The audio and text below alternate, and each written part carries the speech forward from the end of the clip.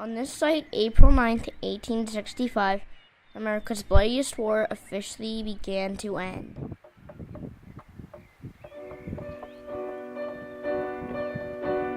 The story of the Civil War is a familiar one to Americans. It stretched among 23 states, lasted from 1861 to 1865. That left over 600,000 soldiers dead, and countless others maimed or scarred for life. It was a war that ultimately began over the issue of states' rights to continue the barbaric practice of slavery.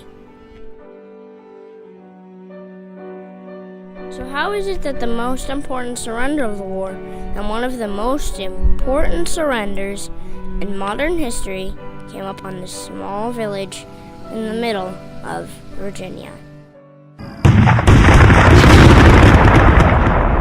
Since June of 1864, the Federal troops had been pressuring Confederate forces around Petersburg, Virginia, the Confederate capital, Richmond.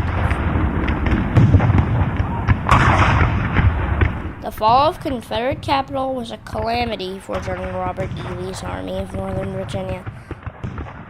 But he was also very concerned with failed Confederate campaigns in the Carolinas and elsewhere.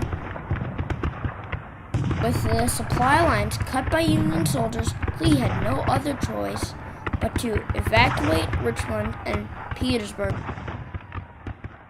His armies would head west in search of rations and supplies, though none would be found in towns such as Amelia Courthouse, Farmville, and Painesville. His forces were exhausted, and many broke ranks to search for food.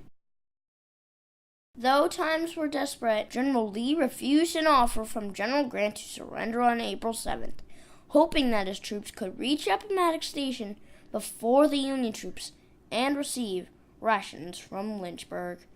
Upon arriving at Appomattox Station, Lee knew the end was near when he saw that Union troops had blocked the way south and west.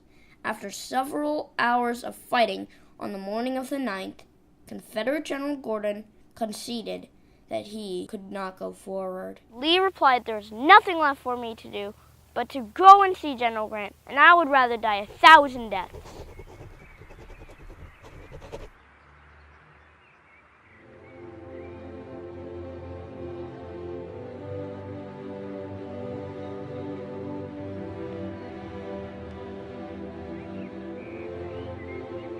This is the McLean house where the surrender documents were signed between General Lee and General Grant.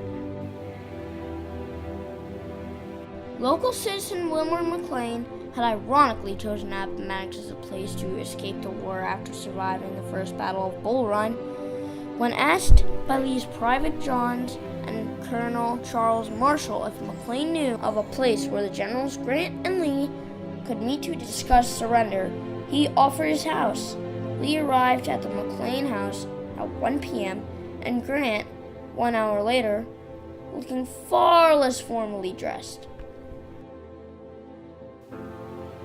What followed came to be known as the Gentlemen's Agreement for the cordial nature of this discussion. The contrast from the dark and bloody war of the last 4 years. This was not the first time the two had met. General Grant and General Lee met briefly during the Mexican-American War nearly 20 years earlier.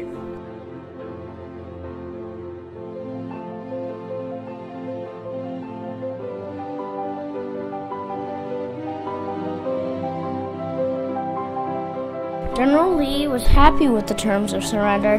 Grant allowed Confederates to keep their horses and mules, and also arranged for 25,000 rations to be sent to the starving Southern soldiers.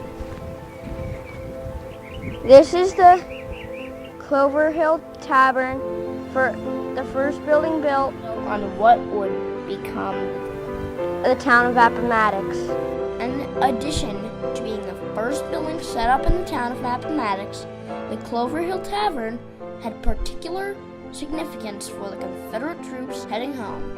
Starting on April 10th, a makeshift printing press was set up in the tavern, where nearly 30,000 paroles were printed for the Confederate soldiers over the coming days.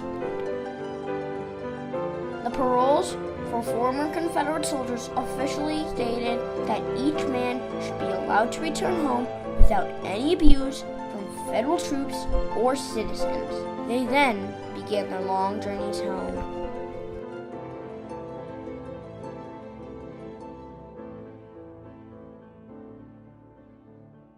The dramatic events at Appomattox Courthouse did not formally end the entire war, but the surrender of the Army of Northern Virginia was the major collapse that would bring down the remaining Confederate armies.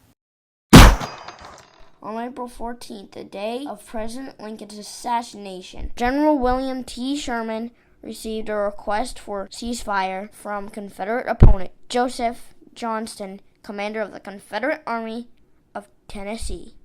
On May 4th, Confederate General Taylor surrendered, and on May 10th, Confederate President Jefferson Davis was captured and Georgia fleeing south. Small battles waged on into the summer, but the surrender here was the turning point. The graveyard holds the remains of 18 Confederate soldiers and 1 Union soldier. There were 260 casualties for the Union soldiers and 440 for the Confederacy. Relatively light in a war fraught with massive and disastrous battles.